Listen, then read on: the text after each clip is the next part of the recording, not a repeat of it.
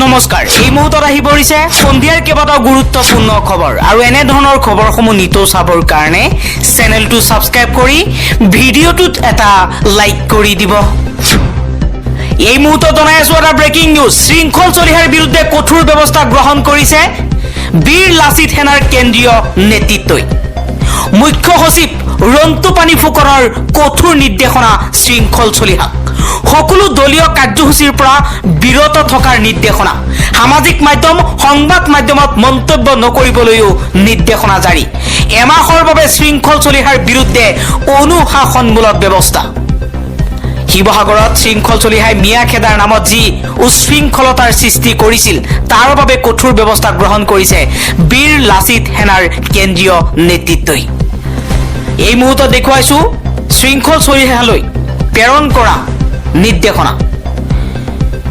শৃংখল চলিহা কোৱা হৈছে যে আপোনাক আজিৰ তাৰিখৰ পৰা কাৰ্যকৰী হোৱাকৈ অহা 8 ছেপ্টেম্বৰ 2025 তাৰিখলৈকে আপোনাক সামাজিক মাধ্যম সংবাদ মাধ্যম আৰু সংগঠনৰ সকলো ধৰণৰ কাৰ্যসূচীৰ পৰা বিৰত থাকিবলৈ নিৰ্দেশনাৰ জৰিয়তে সাময়িক বিশ্ৰাম প্ৰদান কৰা হ'ল। এই সময়ছোৱা আপোনাক আপোনাৰ পৰিয়ালৰ লগত সময় অতিবাহিত কৰিবলৈ সুযোগ আৰু পৰামৰ্শ প্ৰদান কৰা হ'ল। পৰৱৰ্তী খবৰ, ভোট চুৰি কৰি প্ৰধানমন্ত্ৰী হৈছে নৰেন্দ্ৰ মোদী। নিৰ্বাচন আয়োগে আমাক তথ্য দিয়ক, আমি প্ৰমাণ কৰি দিম। নিৰ্বাচন আয়োগৰ বিৰুদ্ধে সৰব হৈ এই মন্তব্য কৰিছে ৰাহুল গান্ধীয়ে। ৰাহুল গান্ধীয়ে লগতে কৈছে নৰেন্দ্ৰ মোদী 25খন আসনৰ ব্যৱধানত প্ৰধানমন্ত্ৰী হৈছে। সেই আটাইকেইখনত বিজেপি 35,000 বা তাতকৈ কম ভোটত বিজয়ী হৈছে। নিৰ্বাচন আয়োগে আমাক ইলেক্ট্ৰনিক ভোটাৰ লিষ্ট দিয়ক, আমি প্ৰমাণ কৰি দিছো যে দেশত ভোট চুৰি হৈছে। আন এটা খবৰ, CAAৰ অধীনত হিন্দু বাংলাদেশীক নাগৰিকত্ব চৰকাৰৰ এই সিদ্ধান্তৰ বিৰুদ্ধে চলত আজি কৃষক মুক্তি সংগ্ৰাম সমিতিৰ ব্যাপক প্ৰতিবাদ।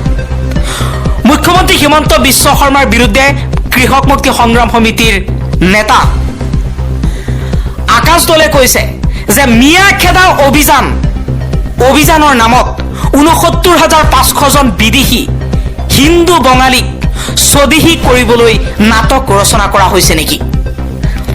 এফালে মিয়া খেদাৰ নামত নাটক কৰিছে, আনফালে হিন্দু বঙালীক নাগৰিকত্ব দিবলৈ চেষ্টা চলাইছে CAAৰ জৰিয়তে হিমন্ত বিশ্ব শৰ্মাৰ চৰকাৰে। আন এটা খবৰ, পাকিস্তান আফগানিস্তান আৰু বাংলাদেশৰ পৰা 2014 চনৰ আগত অহা মানুহখিনিক হিন্দু বঙালীক নাগৰিকত্ব আইনেই সুৰক্ষা দিয়ে। তাত ৰাজ্য চৰকাৰৰ নতুনকৈ ক'বলগীয়া একো নাই। CAAৰ অধীনত হিন্দু বাংলাদেশীক নাগৰিকত্ব দিয়াৰ প্ৰসংগত মুখ্যমন্ত্ৰী হিমন্ত বিশ্ব শৰ্মাই এই মন্তব্য কৰিছে। মুখ্যমন্ত্ৰী হিমন্ত বিশ্ব শৰ্মাৰ মন্তব্যৰ পৰা স্পষ্ট হৈছে 2014 চনৰ আগত অহা বাংলাদেশ পাকিস্তান আফগানিস্তানৰ পৰা অহা হিন্দু বাংলাদেশীক হিন্দু মানুহখিনিক নাগৰিকত্ব দিবলৈ চেষ্টা চলাইছে।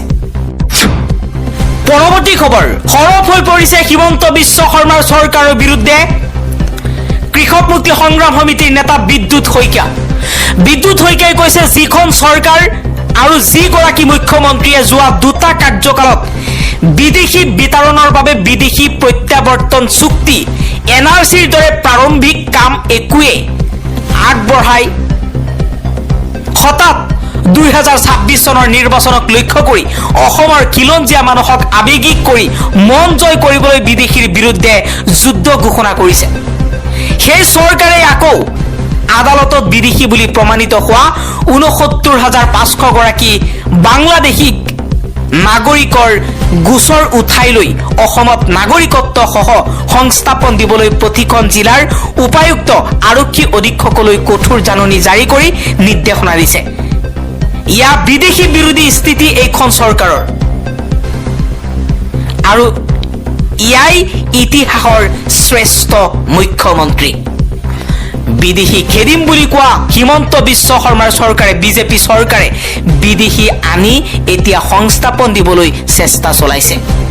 ইয়াই জাতি মাতি ভেটিৰ কথা কৈ চৰকাৰ গঠন কৰা হিমন্ত বিশ্ব শৰ্মাৰ কাম নেকি?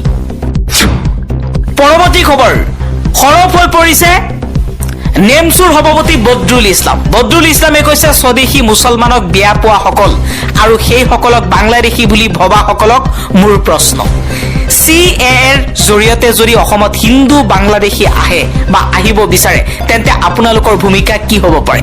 নে ৰাজনৈতিক লাভালাভৰ বাবে যিসকলে কাম কৰি আছে তেওঁলোকৰ সুৰৰ সৈতে সুৰ মিলাই একেটা শাৰীতে থাকিব, নে বিদেশীক ধৰ্মৰ দগা পাল্লাৰে জুখিব? অৰ্থাৎ হিন্দু বাংলাদেশী অসমত আহিব পাৰে বা আহিলেও জাতীয়তাবাদী নেতাসকলৰ চিন্তা ধাৰা কি হ'ব?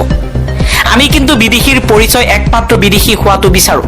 1971 চনৰ 25 মাৰ্চৰ পূৰ্বৰ লোকসকল স্বদেশী আৰু 1971 চনৰ 25 মাৰ্চৰ পিছৰ লোকসকল বিদেশী বুলি আমি কওঁ। শৃংখল চলিহা, চিতু বৰুৱা বা অন্যান্য স্বদেশী মুছলমানসকলক বেয়া পোৱাসকলৰ পৰা জানিব বিচাৰিছো যে আপোনালোকৰ ভূমিকা কি হ'ব?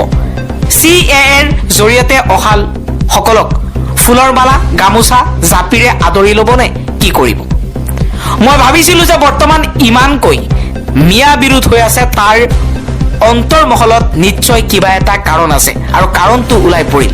ইফালে অমুছলমান লোকসকলক চৰকাৰে সন্দেহযুক্ত ডিৰ নামত চলি থকা গোচৰসমূহ প্ৰত্যাহাৰ কৰিব, কিন্তু মুছলমানসকলক নকৰিব। এই ক্ষেত্ৰত মই চৰকাৰক অনুৰোধ জনাওঁ যে 1971 চনৰ 25 মাৰ্চৰ পূৰ্বৰ যিসকল ভাৰতীয় নাগৰিক হয় আৰু ভাৰতীয় নাগৰিকত্বৰ সম্পূৰ্ণ নথিপত্ৰ আছে তেওঁলোকক বা তেওঁ পৰিয়ালৰ যিসকলৰ ডি আছে তেওঁলোক সকলোৰে ডি ব্যৱস্থাটো প্ৰত্যাহাৰ কৰিব লাগে। হিমন্ত বিশ্ব শৰ্মাৰ চৰকাৰক লৈ এই আহ্বান জনাইছে নেমচুৰ সভাপতি বদৰুল ইছলামে। আন এটা খবৰ, বৰ্তমান সময়ত চলি থকা বাংলাদেশীৰ বিৰুদ্ধে সৰব বিভিন্ন দল সংগঠন, তাৰ মাজতেই প্ৰণৱ কুমাৰ বৰ্মন নামৰ এজন লোকে ফেচবুকত কেইবাটাও মন্তব্য কৰিছে। তেওঁ কৈছে, বাংলাদেশী নে বেদখলকাৰী? এই বিষয়ত ভাৰত চৰকাৰ আৰু অসম চৰকাৰৰ পৰা অসমৰ মানুহে জানিব বিচাৰো। যদি বাংলাদেশী তেন্তে ডিটেনশ্যন কেম্পত তেওঁলোকক ৰাখিব লাগে, নহলে অতি সোনকালেই নাগৰিক প্ৰত্যাৱৰ্তন চুক্তি কৰি বাংলাদেশলৈ পঠিয়াই দিব লাগে। উচ্ছেদিত অবৈধ বাংলাদেশী কিয় নিগাজী হ'বলৈ ভূমি প্ৰদান, ৰাজ সাহায্য 1979 চনৰ পৰা 2029 চনলৈ সকলো চৰকাৰে একেখনেই খেল খেলি থাকিব নেকি? অসমৰ মানুহৰ এই খেলখন উপভোগ কৰি থাকিবলৈ অলপো ইমান সময় নাই। ৰক্তপাতেৰে জাতি ৰক্ষাৰ ইচ্ছাও আৰু অসমীয়াৰ নাই। অসমৰ 126 জন মন্ত্ৰী বিধায়কৰ পুত্ৰ পূৰ্বৰ জাতিপ্ৰেমী প্ৰফুল্ল চন্দ্ৰমোহন বৃন্দাবন, ফণীভূষণ, হাতীত উঠা চতিয়াৰ হাজৰিকা, কেশৱ, অতুল আৰু দাড়ি থকা অতুল আদিৰ পুত্ৰসকল লাচিত হৈ ওলাই গ'লে পাছফালে কিমান সৈনিক থাকিব দেখা যাব সেই শৰাইঘাটত। যাবনে তিনিকগৈ ৰাজনীতিত সকলৰ পুত্ৰ কন্যাসত শ্বহীদ হ'বলৈ? সমুজ্জ্বল কুমাৰ ভট্টাচাৰ্যদেৱৰ বংশধৰসকল, জাতীয় সলমান খান সোণোৱালৰ বংশধৰসকল, শৃংখলৰ কোন যাব? তিৰোতাৰ লাঠি ঢেগাৰ দেখি পলোৱা খিলঞ্জীয়াসকলৰ পুত্ৰ কন্যা? মোৰ সন্তান, মোৰ পৰিয়ালৰ কাকো যাবলৈ নিদিওঁ। গম পালো বঠি ময়দা দেখিলে পলোৱা পালোৱানহঁতক। আমিও দালালি কৰা, অসমীয়াইক বিক্ৰী কৰা, খিলঞ্জীয়া বুলি চিঞৰি জাতিক অধপাতে নিয়াসকলৰ বিৰুদ্ধেহে যুদ্ধ এখন চলাব লাগিব। 1979 চনৰ পৰা 2029 চনলৈ এইখনেই নাটক হ'ব।